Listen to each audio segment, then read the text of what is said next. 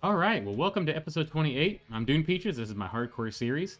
Here's a little bird's eye view. We're up on top of the mountain where we have our coal mine is right down here at level like 96 or whatever it is. But there's our barn. I put the other two sides on with I'm pointing to the beetroot farm and the potato farm and back there. The carrot farm's over here, and it's not automated. None of them are automated. I want them to be automated. And I think we're going to spend a piece of this episode doing. I also need to do some terrain work through here, make this look more natural, and put an entrance into the base. Obviously, the straight walls there are not what we want. But we want to put an entrance into the base from the river, so we can actually boat to it as well. That little piece of pillar right there is the entrance to the skeleton spider farm.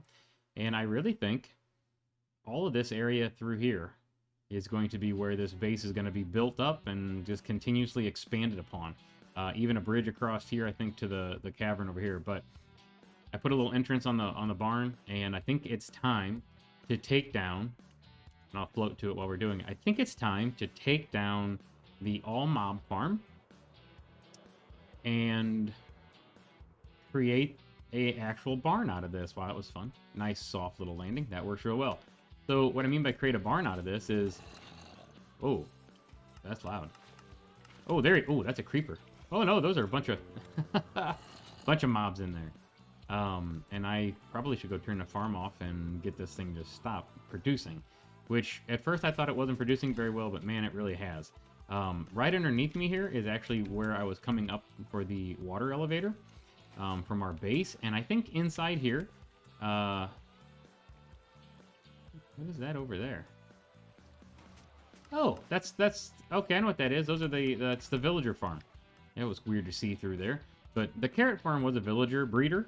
I think I'm going to turn it into a carrot farm and move the breeder somewhere else. It's really not hard to do a breeder, and I might have it just underground so you just don't see it.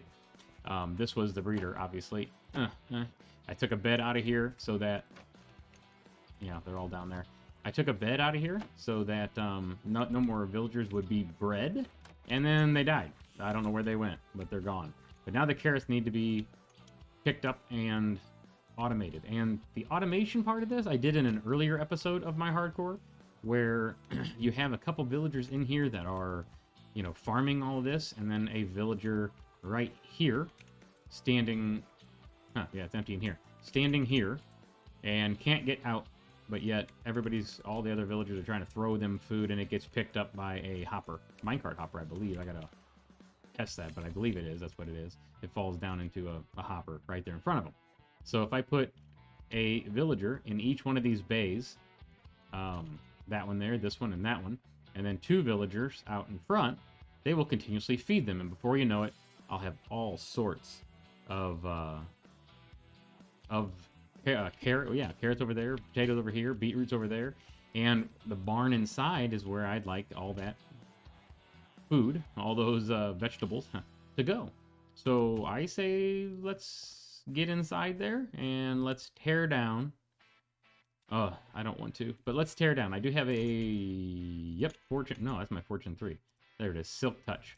So my silk touch pick will allow me to save all of this tinted glass, which would be awesome, and then we'll have a really nice barn in here.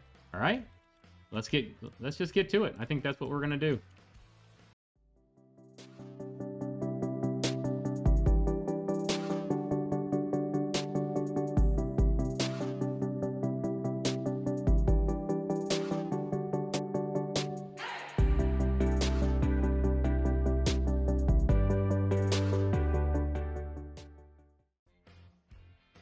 Okay, well, I tell you what, that's a bigger barn than I thought it was going to be. I forgot how big this all mob farm was as far as the circumference of it.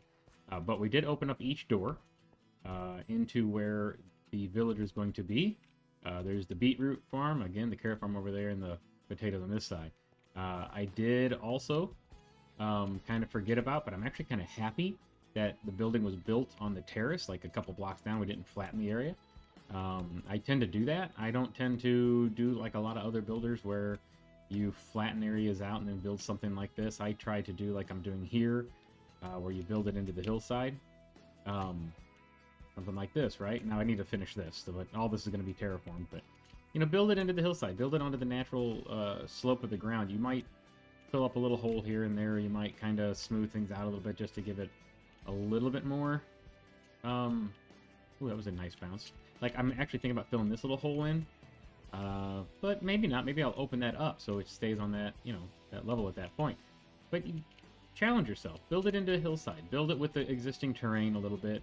And try not to flatten things out so much. I think the more flat you make it, the more uninteresting. I hate to say boring, because nothing that I've seen in Minecraft is really boring. They're all, you know, interesting in their own right. But, it, you know, is what it is. Alright. So this is a couple layers up, and it's going to give us a little bit of a challenge to decorate in here. But I honestly believe that getting these villagers in place first, and getting the systems in here that I want in order to bring all these vegetables and potatoes and everything else into, yeah, into storage. I think that's going to be important, and then we can decorate in here after that. The backside of these columns were not considered when doing the outside, so we have a little bit of decoration to do. A suggestion I would make to anybody who's doing stuff like this when you're doing a build, try to think of outside inside, meaning walls are 2 layers thick.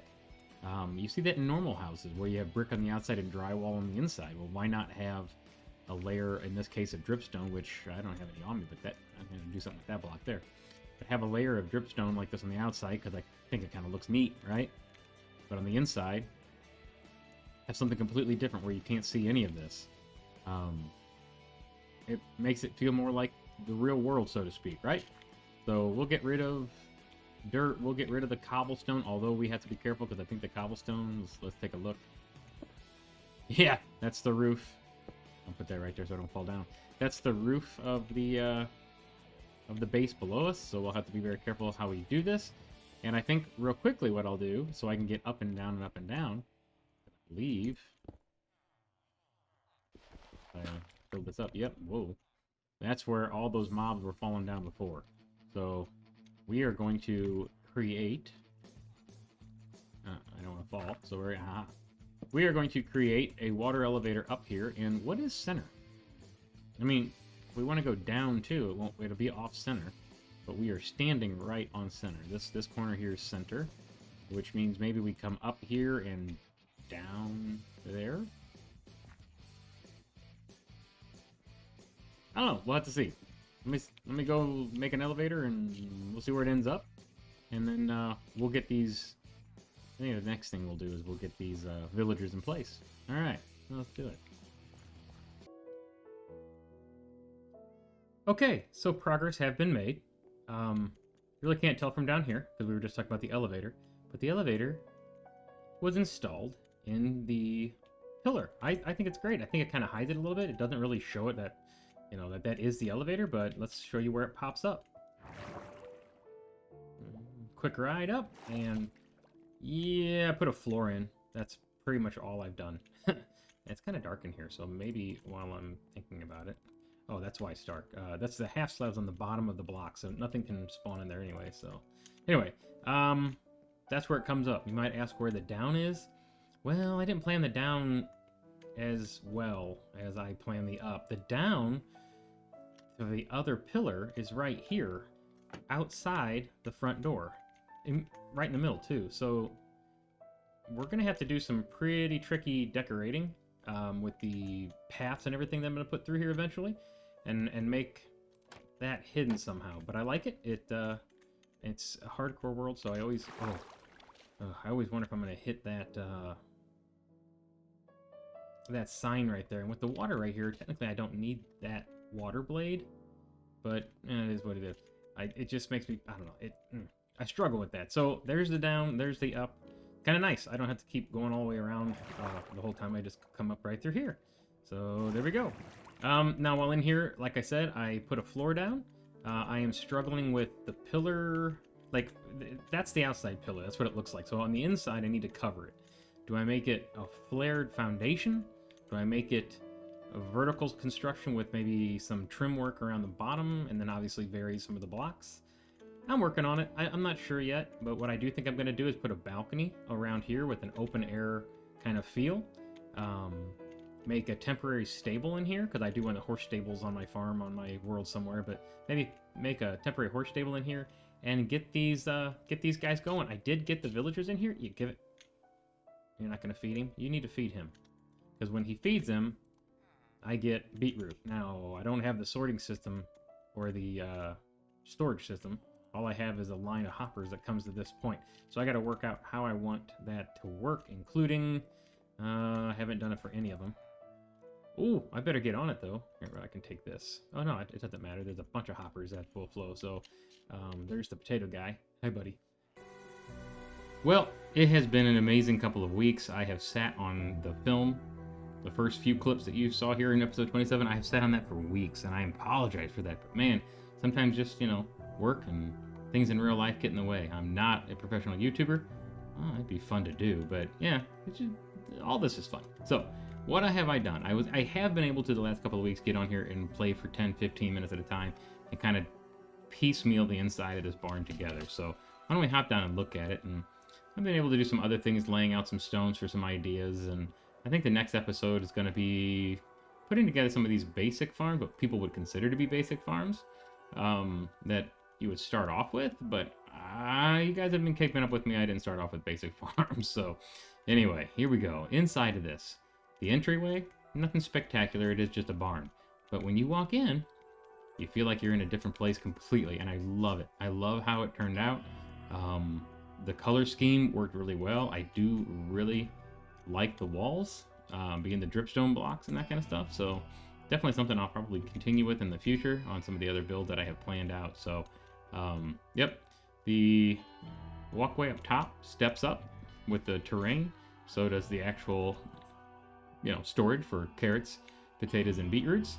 We have some hanging plants in both corners, and it's just a really comfy, cozy feeling. It's perfectly safe. Not saying I guess something couldn't walk in from outside, but we'll fix that here in the future.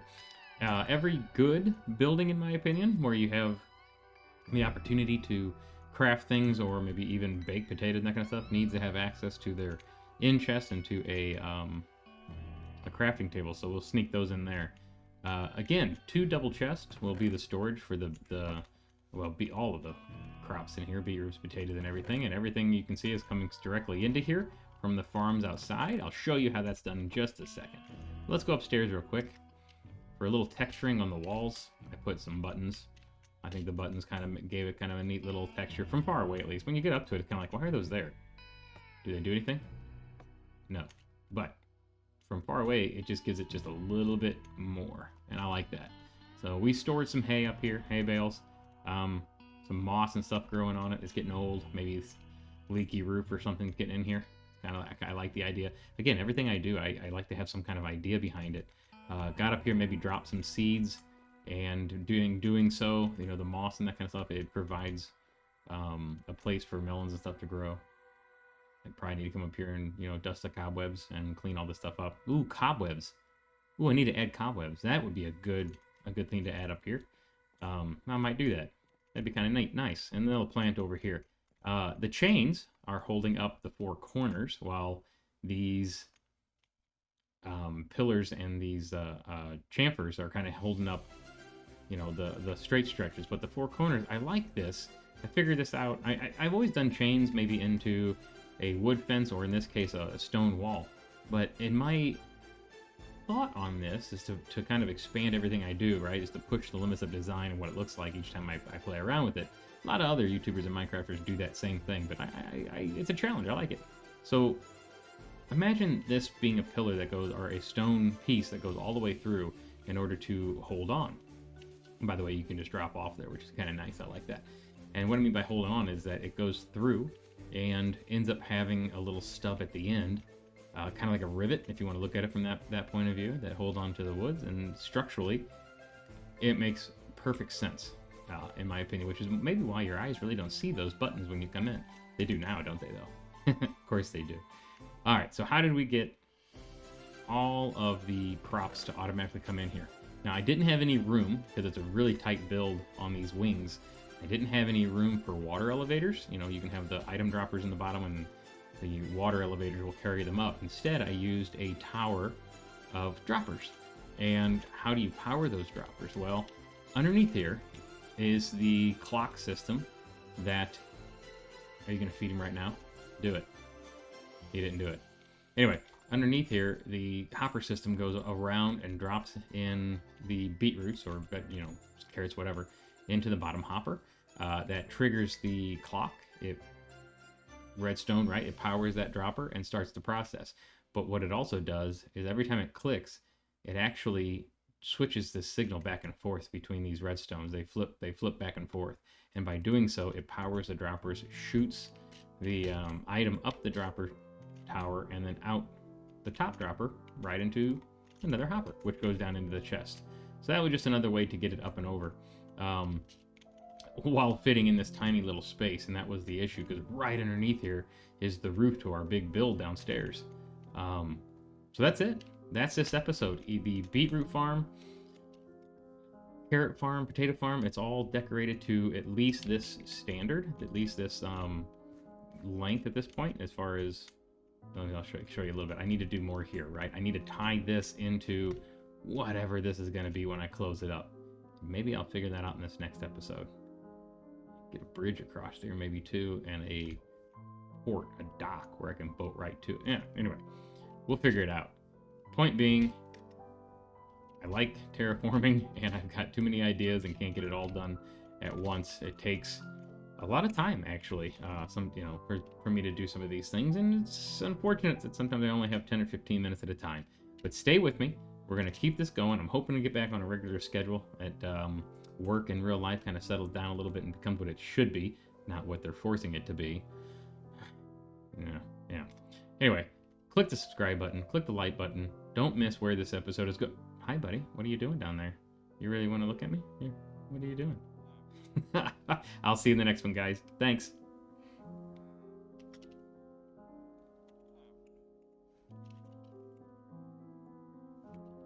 What? Stop looking at me.